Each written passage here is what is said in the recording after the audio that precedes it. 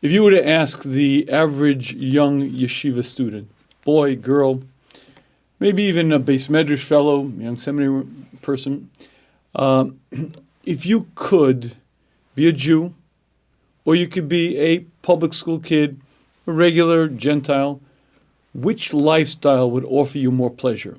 Not which would be more meaningful, not which you would prefer, but which lifestyle would offer you more pleasure? I believe the average young yeshiva student would say, what do you mean? Come on. I mean, listen, I know there's a purpose, I know there's a reason, and I know Hashem wants me to live this way, and I'll gladly do it. But there's no question, if I were a public school kid, no rules, wow, it would be amazing. All the pleasure, do what I want. It would be just unbelievable. And I'd like to share with you that if it were true, let's assume for a minute that it were true, that living a life of the Torah wants us to was austere and was difficult, and if we could leave it, we'd have this amazing amounts of pleasure and enjoyment. It would well be worth it. Why? Because we were created for the world to come. There are but a few short years that we're here. And even if it were true that life here would be difficult and austere, black and just plain, it would be well worth it for the world to come. However, that's not at all the exchange. The Torah does not ask us at all to live a life without pleasure. The Torah does not ask us to live a sort of plain vanilla, just be a monk, go up there into the mountains and live alone. Quite the opposite. I would like to share with you that living a Torah lifestyle is the most joyful, most happy, but far more eye-opening, the most pleasurable. But when I say pleasurable, I don't mean, sort of ethereal or sort of emotionally. I mean physical, sensual pleasures.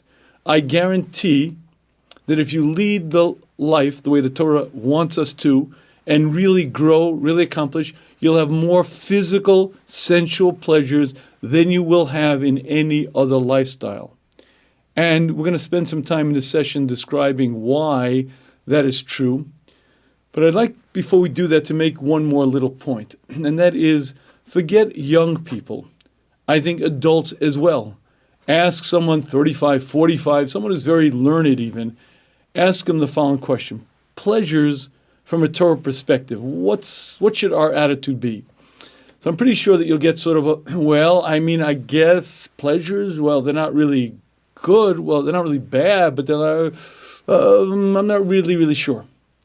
And this question, is the Torah for pleasures, against pleasures, mediocre, in the middle? What's our stance? Is something that can be a bit confusing. Now, the truth be told, there's reason for the confusion, and I'm going to spend a moment or two just going through some common Gemaras, well-known Gemaras, because that'll point out clearly the contradiction. Kedoshim tiyu. What does it mean to be holy? Perushim. Separate yourself from desire, separate yourself from earthly pleasures. Tzadik ochel asovel nafsho. A tzaddik only eats to satisfy what he barely needs. More than that. Kol yoshev b'tainis nikra kodesh. If a person willingly takes on a fast, he's holy. He's holy. Now, obviously, that seems to indicate that pleasures are something you should avoid. Austere, very, very plain is the way to be. Yet, it doesn't take a great amount of learning to recognize that quite the opposite is true. Osid Adam litain din lifnei makom. A person will have to stand judgment in front of Hashem. Al kol ma sharo einav, everything that his eyes saw, v'lo rotzo lechol mimenu, and he did not want to eat from it if it was permitted. It's a Gemara in Yerushalmi. The Gemara tells us clearly, Gemara in Yerushalmi Kedushin tells us that a person will have to answer. Hashem says, I created delicious foods, apples, oranges, bananas. Your eyes saw it. Your soul is delicious. Why didn't you want to enjoy it? It was permitted. And if you don't take the enjoyment, there's going to be a claim against you. Furthermore, it's not sufficient that which the Torah forbid. You have to add on to it. And finally, what we'll call the absolute contradiction, whoever sits in a fast, nikra chote, is called a sinner. Now, if that's not a contradiction, I don't know what it is. The earlier Gemara said whoever sits in a fast is considered a holy person. Now you're telling me whoever sits voluntarily in a fast is a sinner. That sounds like a contradiction, And again, I believe that it's because there are conflicting examples brought by the Rishonim, brought by the Gemara. That's why there's a lot of confusion. And I'd like to spend some time now clearly defining the Torah's attitude towards pleasure, the Torah's attitude towards these activities, and let's see if we can get a better understanding. And to do that, let's begin with a mashal. Imagine that you're on a boat, and the boat capsizes, and you find yourself shipwrecked on a deserted island. No one there. It's the South Pacific. You see the coconut trees, but there are no coconuts. There is no food on the island. You're famished. You walk and you walk and you walk. You finally fall asleep. And you walk some more. There's nothing to be eaten there. Nothing. Finally, after 3 days, under a tree, you see a bag, a brown paper bag, and you open it. And inside is a peanut butter sandwich that's been baking in the sun for 6 months. You're so hungry. You're famished. You just wolf it down faster than you ate anything else ever in your life. Here's the question. How much pleasure did you have from that activity? I doubt you had much enjoyment, kind of the crumbly, crackly bread, the rancid taste of the peanut butter as it's scratched against your throat. I doubt this is going to be one of the great pleasure moments of your life. You didn't have much pleasure there, but you sure did have a lot of desire. You were hungry. You were famished. You wolfed that down with tremendous passion, with appetite. And this is a critical distinction. Appetite, hunger, craving is one element functioning in the human. Pleasure is something different. Pleasure is the enjoyment, and pleasure is the hana, the benefit, the feeling that you get. And the reason why people have a lot of trouble is because they mix the two up. But the two are not the same. Desire is desire, pleasure is pleasure, and the two are vastly, vastly different. As a matter of fact, if you think about it, desire typically is not much fun at all. And the stronger the desire, the more the person becomes enslaved by it, driven by it. I have to, I need to, but it's not pleasurable.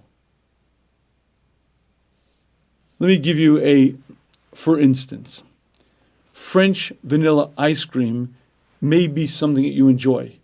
And it may even be something that you look forward to, maybe use it as a special treat for a special occasion. If you really like French vanilla ice cream, when you eat it, you will enjoy it. Crack cocaine is something that you'll not likely enjoy very much at all. Crack cocaine is almost instantly addictive. That means from the very first time you ingest it, you are chemically, physiologically addicted. You need it. You have to have it. But here's the great problem with drugs. Not only do you have to have it, the body gets used to it. You need more. And pretty soon what happens is those receptors in the brain that used to be very, very sensitive and very reactive no longer are. You still need the drug. You need more of it. And after a while, not only do you physiologically need it, but often you can't even get high. And if you can imagine a person who desperately craves, absolutely has to have something, but doesn't enjoy it, you're looking at a drug addict, often an addict to many other things. But you see, the addiction or the craving or the appetite isn't fun at all. The pleasure, first time you use crack cocaine, might have been there, and it might have been very pleasurable, it might have been the most pleasurable experience in your life. However, pleasure and desire are different. Let's take another example. If you walk in Manhattan on a February day and you see people huddled by the side of the building smoking cigarettes, and you know that they work on the 46th floor, and you know that they have to go down 46 floors to stand outside in the bitter cold to smoke that cigarette, I don't believe they're doing it for the pleasure. Now, don't get me wrong. If you smoke, it could well be that at one time, and maybe even now, it is pleasurable for you to smoke. But what's driving that behavior is not the pleasure. It's not the nicotine rush is just so pleasurable. there's a craving, there's an appetite, there are withdrawal symptoms. I need it. I have to have it. And that feeling is not fun at all. And this distinction is not so obvious if you listen to the way people describe what they do, when they do it, and why they do it. Many people who are proclaimed hedonists are not hedonists at all. I'm into pleasure. No, you're not. You're a primitive person who's driven by lust, by desire, and you have no impulse control. You've never worked on yourself. And all you have to do is ask our connoisseur to walk down Fifth Avenue in the summer and not ogle, not gawk, not look at every woman who passes by. I know you're only into pleasure for pleasure's sake. Why is it that you can't control yourself? And the answer is you're not into pleasure. You're a baltaiva. You've given in and given in and given in, and that appetite, the craving, the desire grew and grew, and you're no longer in control of yourself. And because you're no longer in control of yourself, you have to do what you do. But don't tell me you're into pleasure. And don't tell me you find the activity so pleasurable, and that's why you pursue it, much like an addict who needs, much like even a person who smokes cigarettes, craves it. You have various things that you train yourself in, and you become addicted or just craving it or just have a very strong appetite. And interestingly enough, it's not only with drugs. We're supposed to eat the Korban Pesach ala sova. We're supposed to eat the avikoman. We eat it satisfied. But you have to be careful that it's not achila gasa. It can't be sort of past the point of satiation. But Tosfos says something very interesting. If you eat it when you're fully sated, you eat the afikomen, you eat the Korban Pesach when you're fully sated, you're still yotze, it's still achila. But he says there's something called achila gasa, when you're so filled, you're just stuffed to the utmost. And at that point, if food is kotzalav, is this disgusting? He says you could eat in that state on Yom Kippur and you're not chayav. You know why? You derive no benefit, no hano, no pleasure from the food. You're so stuffed. There's just no room whatsoever that when you put that last morsel down your throat, there's no benefit, no enjoyment. And if you ate that on Yom Kippur, you would not be chayav. You didn't do anything. Here's the question. So why would you eat? If you're so stuffed, there's no room. There's literally no room left. To the extent that you don't enjoy the food anymore, why in the world would you eat it? And the answer is that it's not that difficult to understand how you could still have an appetite long after there's no room left in your stomach. You could still be hungry, grazing, looking for more to eat when you just ate a huge meal. Because again, cravings, appetites, hungers are things that increase with use, decrease when you control them, but if you're not careful, they become stronger and stronger, and eventually they get to a point where they make no sense. And eventually they could get to a point where they control you and you don't control them. Ibn Ezra explains why a nazir is considered a nazir. A nazir is a man who makes a vow not to drink wine. He separates himself from physical pleasures for a certain amount of time. He's called a nazir, explains the Ibn Ezra, because he wears a crown. What do you mean a crown? A crown because he has freed himself from desire, from appetites. Every other human being is controlled by cravings, by hungers. This man is free. He's done something remarkable. He's freed himself from the drives. A free man wears a crown. And that concept is something that in our modern world is a bit misunderstood. Would you like to know the answer to the Torah's approach to pleasure? Mesilas Yesharim tells us very clearly, pleasures are tools to be used for a very particular purpose. So a person should have nachas ruach, yishuv hadas. They're aids, they're things that help you. You need a certain amount of just relaxation, a certain amount of serenity, a certain amount of tranquility. Pleasures are there to serve a very particular purpose. When you use them as tools, They help you. They make you more relaxed, happier, more fulfilled. As a person, we need certain things. You need a certain level of comfort. You need a certain level of housing. You need a certain level of clothing. These are things that you need. And pleasures of the world were created for one particular purpose, as an azer and a siyua, as an aid and as an assist in your serving Hashem. And when you use them in that way, they're pleasurable, they're enjoyable, they serve their purpose, and not only aren't they damaging, they're considered a mitzvah. Let's take a couple of interesting examples. Oneg Shabbos. It is a mitzvah to eat delicious food on Shabbos. It's a mitzvah to wear beautiful clothing on Shabbos. Everything you do on Shabbos should be different, should be special, and you're supposed to enjoy that activity. And don't tell me it's just you and I, common people. Beis Shammai would go Monday to the shuk, and he'd find an animal. Shammai Hazakin, a tremendous Talmid Chacham, and he'd say, this is for Shabbos.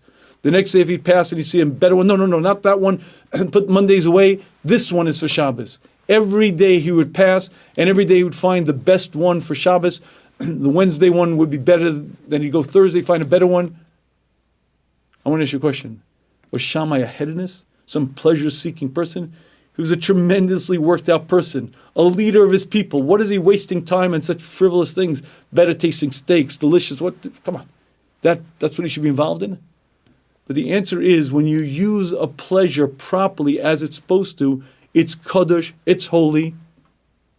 And if a person enjoys himself on Shabbos in the right way, in the right manner, that's a mitzvah. It's not just, well, okay, you can have it, it's all right. Quite the opposite. It's kadosh, it's holy, it's proper.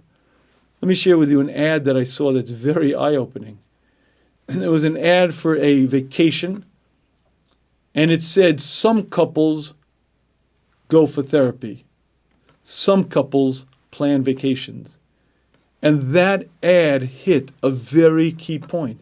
If you go with your spouse on a vacation, and I don't mean some luxurious, very expensive vacation, but if you take time together, and the purpose of that is to bond, to connect, to create a greater attachment, that is kadosh, that's holy, it's proper, and wise couples go out regularly, wise couple plan mini vacations.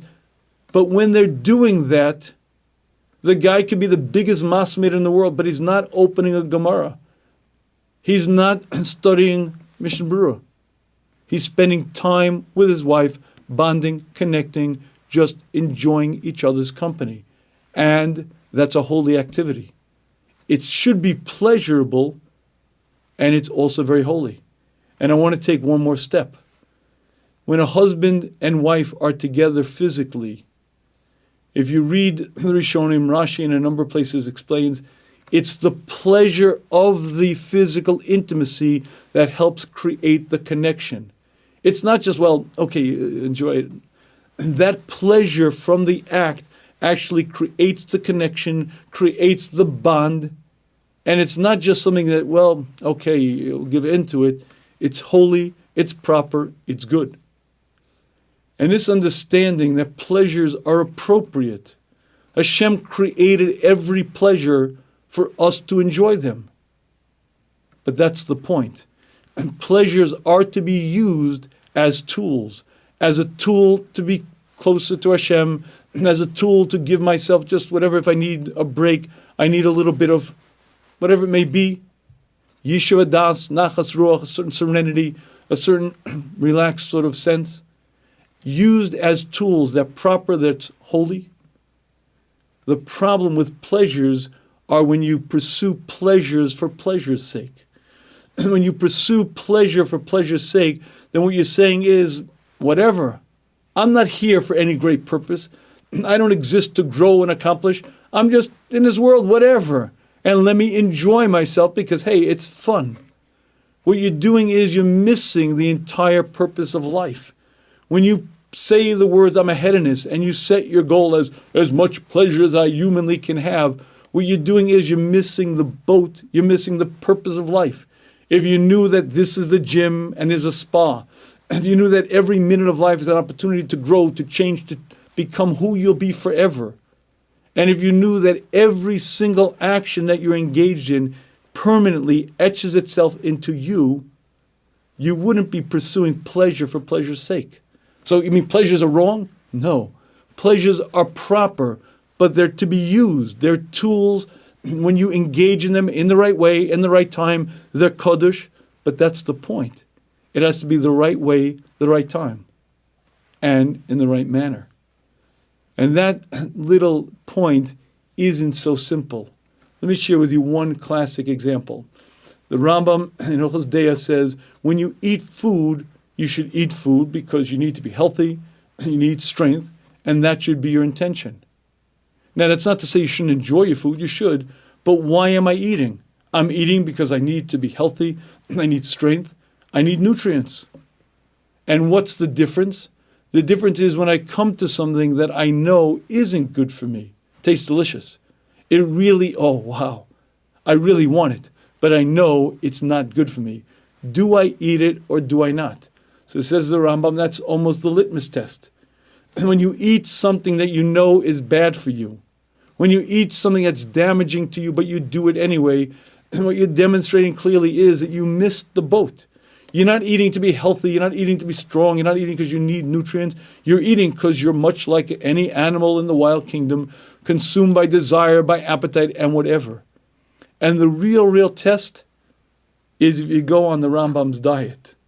The Rambam's diet is remarkable. He says every meal, eat what you need, but stop when you're 3/4 filled. Stop when there's a quarter left. When you're 3/4 filled, that's when you stop.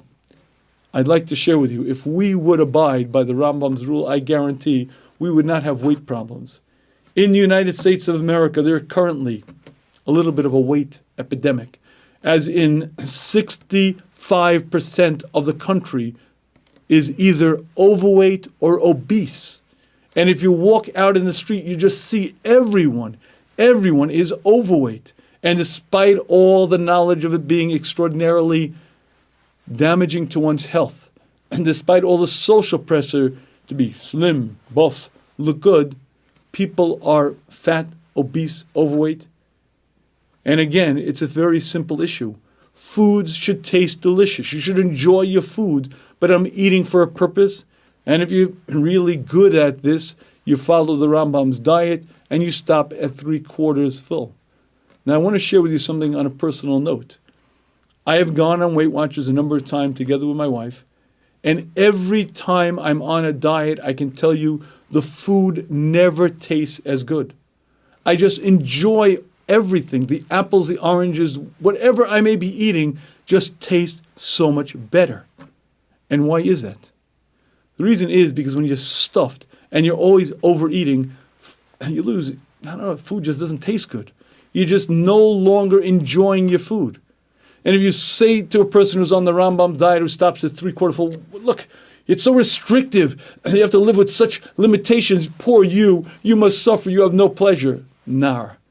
He's the guy who enjoys his food. He's the guy who actually is in control, enjoys this activity called eating, takes pleasure from it, but isn't controlled by it. And again, it's not just at that moment, because like any desire, the more you give into it, the more you allow it to control you, the stronger it becomes. The stronger and stronger until you eventually have very little control. And you'll be there eating foods that you know are bad for you, wishing you somehow could, but can't. And if I were to answer the young high school student when he says, oh, if I could be a guy, if I could be out there in public, so I have so much pleasure, I'd like to share with you, it's false, totally, completely false. It's about as much fun as being addicted to cocaine or to heroin or whatever it may be. Yes, you could go pursue any desire you want. And if you're free in that sense, you could go out there and do what you want. But that's not pleasure. What you're doing is increasing desire, constantly being hungry, and it doesn't take a lot of research to read and to be aware of the amount of people who are controlled by desire, ruled by desire. People who say the words, I have no life. They're totally, but I'm not talking about drug addicts. I'm talking about people who are ruled by desire, people who are just completely have no life. And if you are a slave, whether it be to drugs, to alcohol, to desire, to honor, to money, to fame, or to food, you are a slave. You're not a free man. And the activity itself you don't even enjoy. That is probably the greatest ironic part of it. The food itself doesn't taste as good when you're just constantly full, constantly eating. And when you actually go on a diet, you enjoy the food better. Now, is it easy? No. It takes self-control. It takes discipline. But that's what we're here for, to grow, to accomplish. And if I live my life that way, it is true, it's somewhat difficult. It's not a walk in the park, but it's a beautiful life. It's controlled. I'm happy because I know I'm growing, and I enjoy the activities that I'm engaged in. It's fun. It's pleasurable. But again, pleasurable in a sensual sense. Forget the fact that you have purpose and meaning. Forget the fact that you're happy and joyful. I'm talking from a physically sensual, pleasurable aspect. You will enjoy the activities that you're involved in to a much greater extent. And again, it doesn't take a tremendous amount of research to find people who are married and are unhappy in their marriage, but not because their wife or their husband is, bothersome, but because physically they can't have pleasure from their husband or their wife, whatever it may be, because their brain is somewhere else. And much like any activity, if you use it properly and well, it's pleasurable, it's appropriate, it's proper, it's holy. Misuse it and, well, guess what? And that's the great irony. Every pleasure that Hashem created is a tool to be used. It's something that helps us, something that allows us to become greater. And if you use it properly, when you're using it, not only do you enjoy it, but the pleasure itself is a mitzvah and will help you be happy here, happy in the world to come. However, there's one more little difficulty, and that is the way Hashem created us. We have appetites, we have desires, and every single pleasure has attached to it a sin. Every single pleasure that you ever will engage in has a danger to it. And because a human has been created with desire, with appetite, with hungers, and because every single pleasure that you will take has a danger that there's a sin associated with it, pleasures are things you have to be careful with. They are dangerous. Again, used properly, used in the right time, in the right way, they're appropriate, they're holy, they're good, but they are dangerous, and you have to be on guard. And if you're not sure I'm right, try the Rambam's diet. Try. Make up from now on, I'm never going to eat food that's not good for me. If it's fried, if it's too many calories, if it just tastes delicious, but I'm not eating it. Oh, I'll have a cookie or two, but I'm not eating it. Try to sit down to every meal and just say, at 3/4 fill, I'm walking away. What you're going to find is it's not so easy, because there's real desire, there's real appetite. It takes a very, very disciplined person to use pleasures properly. But when you understand that they're there for a purpose, when you understand the role, you understand the danger, you're halfway there, because you recognize that they're tools to be used, you understand their purpose, and you're on guard, and you're halfway there. However, in our world that we live in today, it becomes doubly difficult for us to use pleasures that way. And I'll explain to you why. Tiger Woods was a famous golfer, in fact, known maybe as the best golfer in all time. And he was quite a media celebrity. As a matter of fact, his name was on many, many products, Gatorade, Nike, PGA Tour, and he made a fortune of money as a celebrity endorsing products. Now, what happened was Tiger Woods, it was quite a scandal. He had an affair. And in a heartbeat, he went from celebrity to whatever. Now, that's sad. But there was an interesting spin to the story. when it became public that Tiger Woods is not this honorable, moral person, there was a tremendous loss to the companies that he had endorsed. As in PGA Tour, as in Gatorade, as in Nike, they estimate that shareholders lost about $12 billion. If you look at Gatorade and Nike alone, as soon as the scandal hit, within a week or two, those stocks dropped by 4% of their value, the equivalent of $6 billion worth of value. And why? Because shareholders knew that the brand Gatorade is damaged. Not as many people are going to drink it.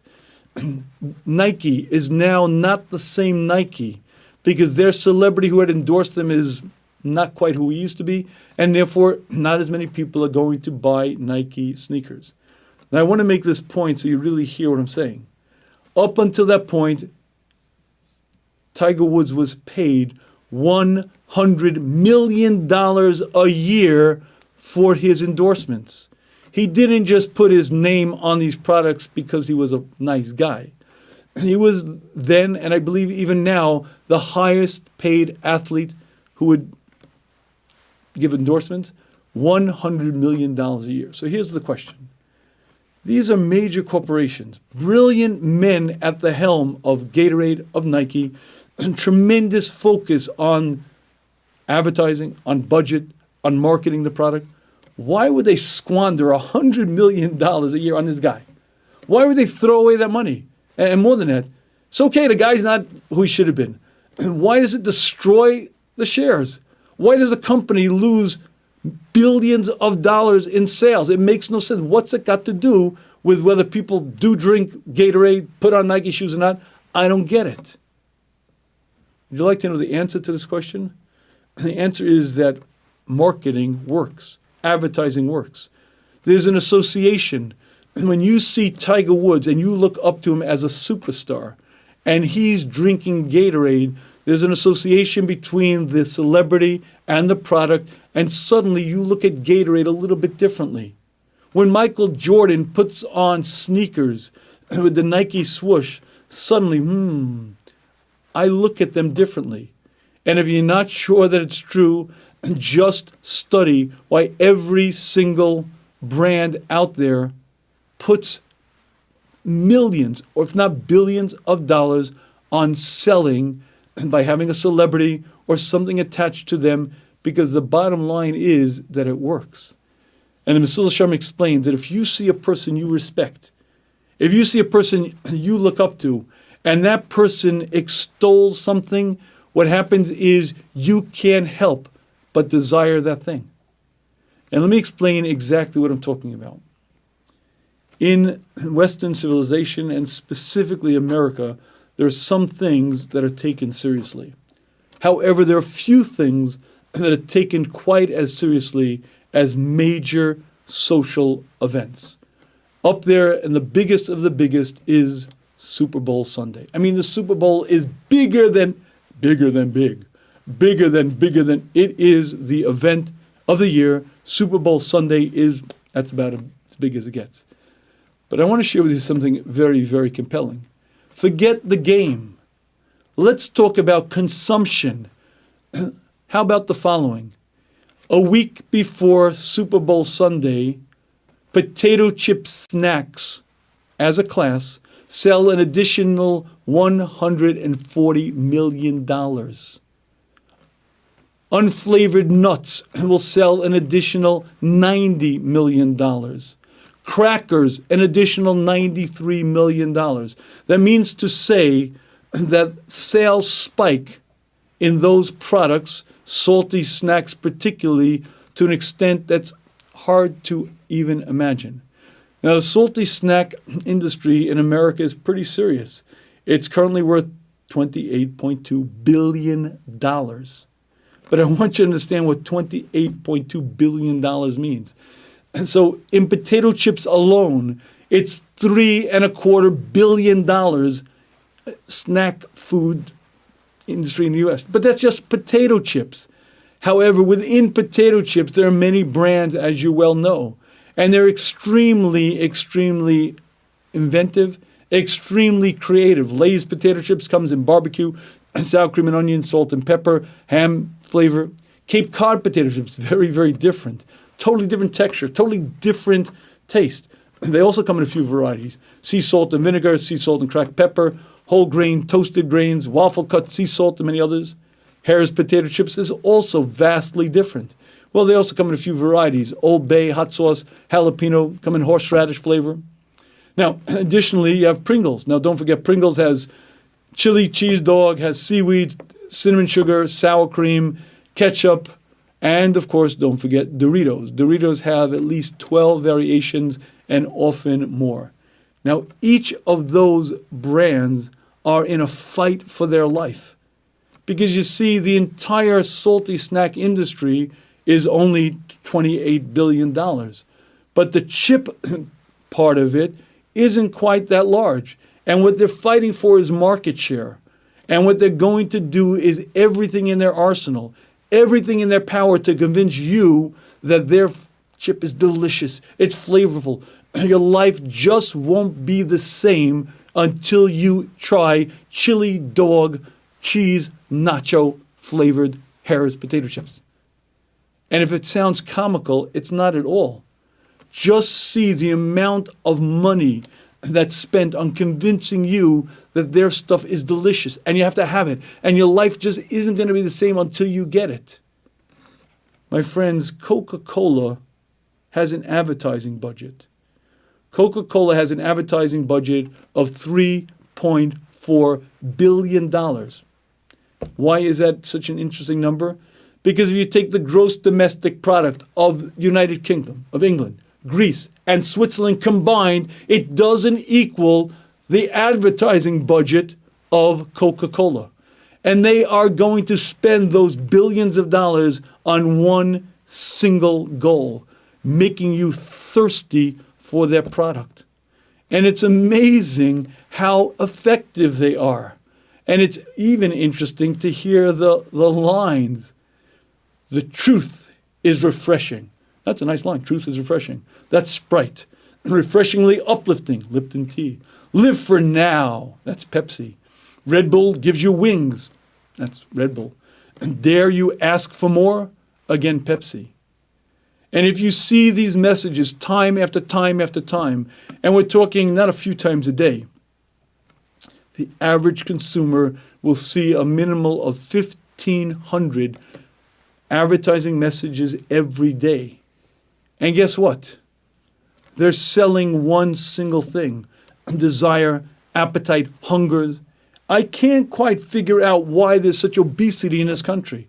I don't get it. Why are there so many people who are running around who wish they were thin, but they're not? Well, I have a little secret to tell you. Just go out there and look at a billboard, look at any media portal, look at a newspaper, look at a magazine, look online. You'll see the billions and billions of dollars spent on making you hungry and thirsty. You need it. You have to have it. You deserve it. You deserve it. You should have it. And what they're selling is hedonism, enjoyment for enjoyment's sake, because I guarantee these products are not going to make you healthier, not going to make you happier, they're not going to make you anything but overweight. But we're bombarded with the message. And it's a bit of an issue. So I want to share with you a very simple technique that the Mesilas Yesharim says will solve any desire issues. It's not going to solve in a sense that, poof, the problem goes away. But if you want to work on it, he says the very first thing you have to do is recognize that any pleasure, no matter how pleasurable it is empty. What is it? It's a feeling. It's a little... Jack LaLanne, from a younger part of my life, used to say, a moment on the lips, a lifetime on the hips. If you think about any pleasure, whether it be eating, whether it be anything that you do, the pleasure is so vaporous. It's so foolish. It really doesn't contain that much. And it explains in Mesilas Yesharim that's an incredibly important step to take. Why? Because it's going to be a battle. It's going to be a battle, and you have to arm yourself. And the most effective way to arm yourself is to understand that what's really happening over here is they're not selling the pleasure. the pleasure is they're selling drive, desire, appetite. They're talking to your hungers. They're talking to your animal instinct. They're trying to hunger it. And the more you recognize that, and the more you understand that the pleasures aren't that deep, they're really not what you're pursuing, the more you understand what the game is, and the easier it's going to be for you to fight. And because of that, I'd like to offer you a little observation. In light of the fact that part of our goal should be to sort of debunk the pleasures that we normally pursue, let's imagine the following. Imagine that I have spent my life as one bona fide hedonist. My entire life, pleasure and pleasure. That's all I seek. That's all I desire. I am the ultimate hedonist, ultimate pleasure seeker. Nebuch, I don't have enough money. If I had money, whoa, Nebuch, I got to live with... Anyway, every day, I check the newspaper. Once a week, I buy the lotto. Lo and behold, I win. $365 million. Wow! My life's goal. I'm rich, and now I can live the life I always wanted. Let's go! So I set out on my life's goal of pursuit of pleasure. What do? First thing I do is I buy myself an island in the South Pacific, an entire team of butlers and waiters, and I hire a special staff for my eating. Mediterranean chef for breakfast, a French chef for lunch. For dinner, I prefer an Italian chef, and I deck it out to the ultimate, my castle on my private island, and I sit down the first day ready for the ultimate breakfast. Now, I've planned this. I'm not one of these passing sort of guys. I'm into pleasure. I want Belgian waffles, and I want it to come out at 120 degrees, crispy on the outside, very tender on the inside. I want it covered with Vermont maple syrup. No other trees but the ones that grow in Vermont have that sort of flavory, sort of smoky and sweet taste. I want it topped by whipped cream from Hereford cows, because only their cream has the consistency I like. I got it planned out, and the chef prepares it. A white glove waiter brings the tray, of course covered, because it has to come off the griddle and stay at that temperature, lays it down in front of me. I take my knife, my fork, he takes off the cover, and I'm now ready. Let's go. I cut it open. I dig in, and I take my first bite. Oh my goodness, crispy, but tender. The Hereford cow, I can taste the Vermont maple syrup. It's incredible. It's amazing. My palate is filled. Wow. The second bite, not much different. Wow. The intensity, the different flavors, the nuances. It's perfect. And the third bite's better still, because now I get to taste even the extra little sweetness, and I get to taste the extra little aroma that I didn't notice the first time around. And very quickly, I learn the first rule of pleasure. And the first rule of pleasure is that every pleasure is oversold and under-delivered. Because the food tastes good, but it isn't, wow! It really isn't the most amazing and most sensual experience I've ever had. I'm just so carried away, I can't breathe. It tastes good, but come on, let's not get crazy. Every single pleasure is hyped like it's the best thing in the world. It's like the most amazing, and you have it, it's good, okay, I'm not saying, but it's just not quite what you described. And the rule in marketing is you sell the sizzle, not the steak. Wow. It looks so glorious. It looks so astonishing. It's got to be better than better. It's amazing. And when you have it, it's okay. But the first rule of pleasure is that every pleasure is overpromised and underdelivered. It never lives up to quite what it should be. But listen, I am a hedonist. I am a pleasure seeker. I am not giving up now. After I finish my second helping, I say to the waiter, please bring me my Rocky Road ice cream. Now, again, I've directed my chef. I only have not Belgian chocolate from Holland, because it has a different flavor. Those cocoa beans came from Colombia, lightly roasted. My Rocky Road ice cream is the ultimate, covered by a very thin layer of chocolate that creates that shell, on top of that whipped cream, and then very lightly drizzled peanut butter. But the peanut butter has to be at 105 degrees, so it gently melts, doesn't melt the ice cream, but just gently melts down. The waiter brings it out, and I take a look. 5 huge globs, the most delicious thing I've ever seen. And I take the spoon, and wow, it is great. And the second, and the third, and the fourth, and then I discover the second rule of pleasure. And that is I'm stuffed. I just had 2 huge helpings of waffles, and there are 5 globs of ice cream. I ate one, I ate a second, but there's just no more room in my stomach. And I discovered the second rule of pleasure, and the second rule of pleasure is every pleasure has a limit. It may be 20 minutes, maybe an hour, but then it's over, done, finished, and there's nothing more. You're stuffed, you're tired, whatever it may be, every pleasure has a limit. It doesn't last 24 hours, it doesn't last 3 weeks. It has a limited shelf life, and then it's done. Well, look, I spent my whole life dreaming about being a pleasure seeker. I am not giving up now. And so I set out, and I ATV up the pyramids. I go bungee cord jumping off the Eiffel Tower. Now, after a couple of weeks of this stuff, I'm kind of getting a little bit bored, to be honest with you, and it's kind of hard to enjoy this stuff. But hey, I am a major pleasure seeker, and I am not giving up now. And I'm not going to stop because this is my life, and I'm going to do it. And so I go on another one, and finally the ultimate Bermuda vacation, and I come back after a week. And after a week, you ask me how it was, and I say, wow, it was astonishing. The crystal clear blue water, the beautiful, beautiful sun. I had an amazing time. And then I discover the 4th rule of pleasure. The 4th rule of pleasure is I had a good time. I had pleasure, but now there's nothing left. Any pleasure that you will find under the sun has a limit, has a shelf life, then it's done and there's nothing left of it. Memories, maybe, but you don't keep it.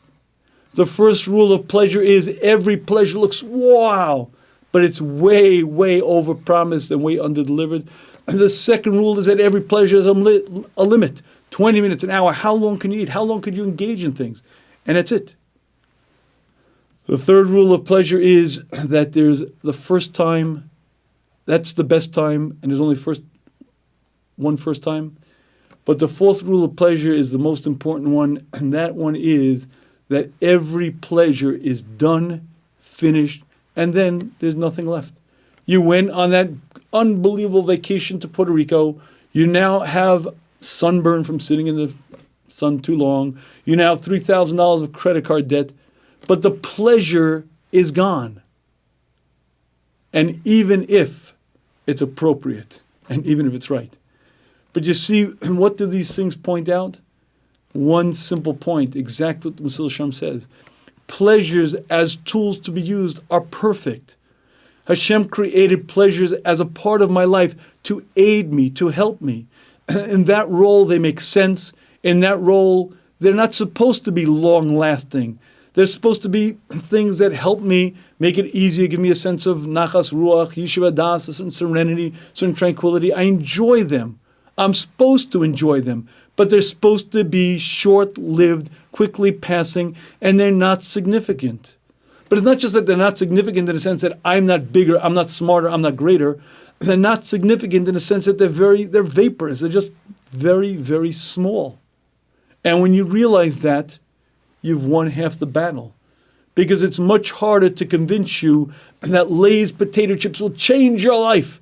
Just buy one can of Pringles and you'll know what real pleasure is. It's harder to fall for it. It's still a battle, but you're way ahead of the game, and you have to know that Hashem wants us to enjoy. Hashem created every pleasure for a specific purpose, and used in that way, they're appropriate, they're perfect, they serve their purpose. But when you use them for a purpose they weren't created for, guess what? It doesn't work. It doesn't work because it's not what your Creator created them for. Every pleasure that Hashem made is something to be used, but it's part of a picture. I'm putting it to grow, to accomplish. The pleasures of the world are tools to be used to help me, to aid me. Are they good? Are they bad? The answer is they're perfect if you use them as you're supposed to. It's when you abuse them, not only don't you enjoy them, but that's when you start increasing desire and appetite and hunger. And before you know it, you become addicted. And again, addiction could be to alcohol, it could be to drugs, it could be to desire, it could be to fame, it could be to money, it could be to food. But it's not fun. The Nazir wears the crown. He's the man who's free because everyone else is ruled by desire. And when you understand that pleasure and desire are very, very different, they're very, very apart. It is true that when you have desire for something, you might have more pleasure, but that's only when you use it as you're supposed to, in the right way, in the right time. Then the desire doesn't grow. It doesn't consume you, the pleasure you enjoy. But you have to understand there's pleasure and there's desire. What the Torah warns us about is becoming a slave. And every pleasure has a certain danger, and we by nature are drawn to them. You have to use them properly, in moderation, and you have to control things, but that's the ultimate growth of the person. When a person uses the world that way, obviously they gain their world to come. But they're far more happier in this world. Far more happier because they're balanced, they have purpose, they have meaning, there's joy in their life. But much more than that, they will have more pleasure in this world. Because when you eat in moderation, when you use the world as you're supposed to, it's fun, it's enjoyable, it's as Hashem created it. And I want to close with one last observation. It was 1976, and the crime of the century took place. There was a team of bank robbers, and they prepared for weeks, probably for months. Basically, it was in Paris. They had found a bank was right over a large sewer system that was running on the street. And they dug 26 feet through the concrete. They took rafts in the actual sewer, and they brought in the equipment. They waited for a 3-day holiday so they'd have plenty of time. They dug through right into the bank, into the vault. And they found themselves in the vault, and they spent 3 days there breaking into safe deposit boxes, stealing a king's ransom worth of jewelry, gold bars, cash, tremendous, tremendous value, and they escaped and were not found. Monday morning, when the people opened the bank and they actually found the vault sealed, meaning these guys were real clever, they sealed the vault from the inside so that the people couldn't get in even. Anyway, they broke into the vault, and when the director saw what was happening, 1/3 of the safety deposit boxes were broken into. And again, it's just an amazing amount of wealth was stolen. But what was interesting to note was that scattered throughout the vault were sandwiches, snacks, bottles of wine. These guys were partying. They were having a good time over there. They took time to drink wine. They took time to eat. They took time, and it looked like they're having a real party. In any case, I told the story over to a certain person, and that person turned to me and said, "Wow, what fools they were. What idiot drinking wine. Don't they know there's more safety deposit boxes? They could have broken into 2/3. They could have taken twice as much money. Why'd they waste time with the sandwiches and the feast and the wine? They're nuts. What was their problem?" And I said to this person, that's exactly why I told you this story. Do you know why they drank wine? Do you know why they brought sandwiches? You know why they relaxed? Because they were professionals. And they knew that if you push yourself too much, over 3 days you're going to make a mistake and you're going to get caught. But because they were pros, they knew they had to stay relaxed. They had to stay healthy. They had to stay in a good mood, because you can't work for 3 days straight, 24 hour after 24 hours, without making a mistake and without getting caught. The reason why they got away is because they were brilliant. And the reason why I shared that story with that person was because that was exactly his problem. He was pushing himself so much, would never enjoy things, would never just chill, because he recognized why he's here, what he's put on a planet for, and he pushed himself so much that guess what? He wasn't effective at all. And you have to understand that Hashem wants us to be happy in this world, not for this world's purpose, but number one, Hashem is a meitiv, Hashem is a giver. But number two, because it's an incredibly integral part of being a successful human being. We're here to grow, to accomplish. Pleasures have a very particular purpose, to give you that serenity, that tranquility, that yishuv hadas that you need.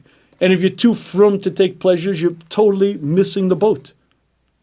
If you use pleasures for their intended purpose, they're proper, they're holy.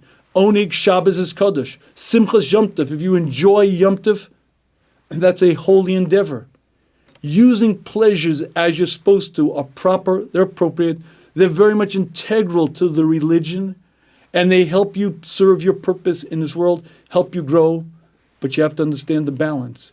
Used as tools, controlled, they're Kaddish, they're holy, go too far and they're misused, but when you have that balance, you grow, you accomplish, obviously you gain your world to come, but you enjoy this world, you're happy, you're joy-filled, and on a physical level, you enjoy the things you do. You live an exalted life.